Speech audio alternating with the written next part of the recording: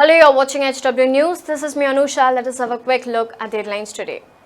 Just a day before Donald Trump meets Prime Minister Narendra Modi on the sidelines of G20 Summit in Japan, the US President said that he looked forward to speaking with Prime Minister Modi about a recent increase in already high tariffs against the United States. He had also termed India's imposition of retaliatory tariffs as unacceptable and said that it must be withdrawn. Taking to Twitter, he further said that, and I quote, "I look forward to speaking with Prime Minister Modi about the fact that India, for years, having put very high tariff against the United States, just recently increased the tariff even further. This is unacceptable and the tariff must be withdrawn." He had also called India as tariff king. India has imposed retaliatory tariff and announced a hike in custom duties on 28 US products earlier this month after Washington ended trade concessions for India on June 1st. The products whose custom duties are hiked includes almond, apples, pulses and walnut, and all these items are close to the heart of voters for Mr. Trump's rural base in America. The Prime Minister Modi had already reached Japan for the G20 Summit on the sidelines, which he will attend with several other key meetings with the world leaders, including high-stake talks with Trump as well. Now, talking about G20 Summit, Prime Minister Narendra Modi is in Japan's Osaka now. Ahead of the meeting, Prime Minister Modi has said that he is looking forward on discussing major challenges and opportunity faced by world with other global leaders. He said that the summit will provide an important opportunity to reinforce India's strong support to reformed multilateralism, which is crucial for preserving rule-based international order in the fast-changing world. This year, the G20 Summit is centered around the theme Human-Centered Future Society.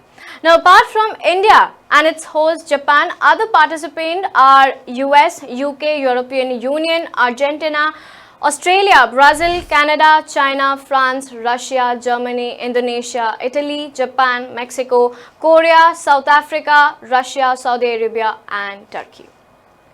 Now, yesterday, US Secretary of State Mike Pompeo met India's top leadership, but despite display of amity, they apparently failed to resolve any growing number of differences between the two countries. Now, Pompeo had also met S. Jaishankar, where they discussed on energy and trade, reconciliation efforts in Afghanistan and tension in Indo-Pacific region.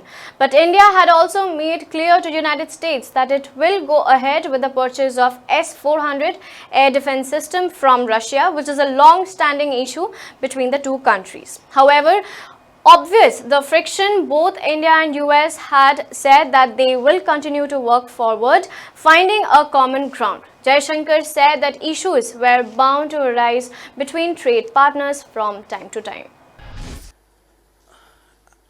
India and the United States have a strategic partnership, and that is actually based on deep and broad convergences which have been steadily growing over the last many years.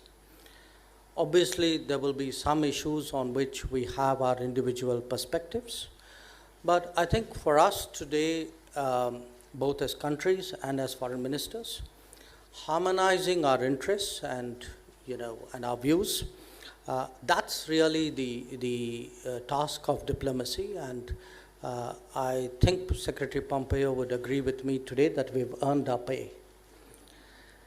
Now, both of us are guided by the big picture of the relationship. That vision was, as currently was set out in the many meetings, starting with the June 2017 meeting between Prime Minister Modi and President Trump. Obviously, from time to time in any relationship, specific issues will arise, and I think we've discussed many of those issues largely in the framework of that big picture. Today, our discussions covered trade issues, energy issues, defense issues, investment concerns, and people-to-people contacts between India and the US. As foreign ministers, we both are very conscious of our responsibility to deliver on the vision of our leaders. And in doing so, therefore, our discussions took a very integrated view of all the domains which the relationship deals with. Now, in yet another setback to the Telugu Desam party, its spokesperson Lanka Dinakar has quit the party and joined the Bharatiya Janata Party.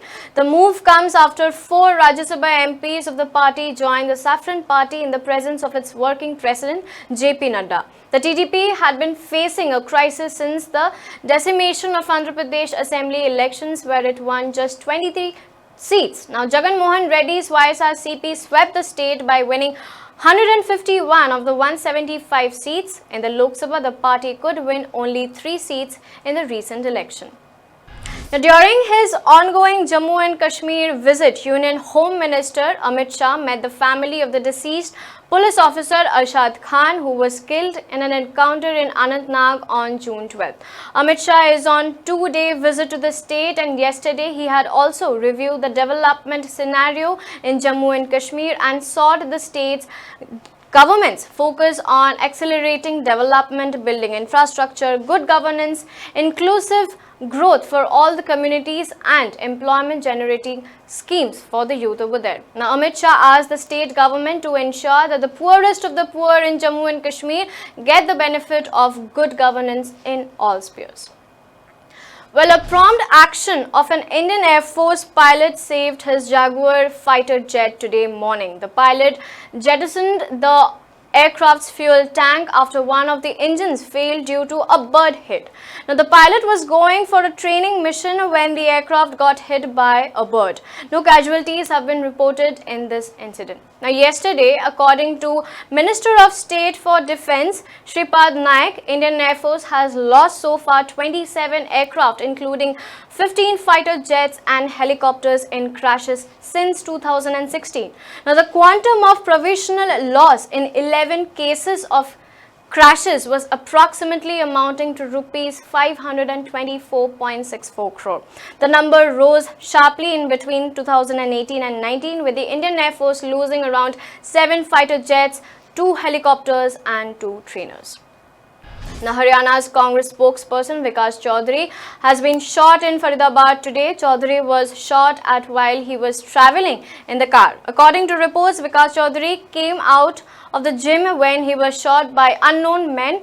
Around 8 to 10 rounds were fired at Chaudhary while he was sitting inside his vehicle. He was rushed to a local hospital where he died later. Police is yet to identify the men who fired the bullets at him. Now, Pakistan's victory over New Zealand in this do-or-die World Cup 2019 match yesterday was celebrated by not just Pakistani fans but also Indian fans who joined on the celebration after the match. A video of a Pakistani and an Indian fan doing bhangra together after Pakistan's 6-wicket win over New Zealand is doing rounds on social media. Let's have a watch.